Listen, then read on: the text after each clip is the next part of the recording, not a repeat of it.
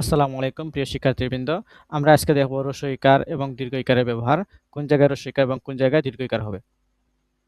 চলো আমরা দেখি হ্রস্ব ইকার এবং দীর্ঘ ইকারের ব্যবহার। ব্যক্তি বোঝালে দীর্ঘ ইকার। একটি কথা মনে রাখার মাধ্যমে আমরা এই সমস্যাটা সমাধান করতে পারি। উপকারী এখানে হ্রস্ব ইকার হবে নাকি দীর্ঘ ইকার হবে সেটা আমরা বুঝবো যে এখানে ব্যক্তি বোঝায় নাকি বস্তুকে বোঝায় নাকি অন্য কিছু বোঝায়। এখানে উপকারী বলতে উপকারী মানুষ হতে পারে, ব্যক্তিকে বোঝাতে পারে।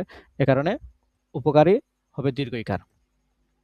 এখানে অধিকারী বলতে ব্যক্তিকে বোঝায়। অধিকারী বলতে যেহেতু ব্যক্তিকে বোঝায় তাহলে অধিকারী হবে দীর্ঘ ইকার। দরকারি বলতে কোনো ব্যক্তি বোঝায় না, যার কারণে দরকারি হবে হ্রস্ব ইকার। পাইকারি বলতে কোনো ব্যক্তি বোঝায় না, যার কারণে হবে পাইকারি হবে হ্রস্ব ইকার। অহংকারী বলতে ব্যক্তিকে বোঝায়, তাহলে অহংকারী হবে দীর্ঘ ইকার। সহকারী বলতে ব্যক্তিকে বোঝায়, তাহলে সহকারী হবে দীর্ঘ ইকার। ধন্যবাদ সবাইকে। এরকম আরও ভিডিও পেতে আমার ইউটিউব চ্যানেল সাবস্ক্রাইব করে রাখবেন।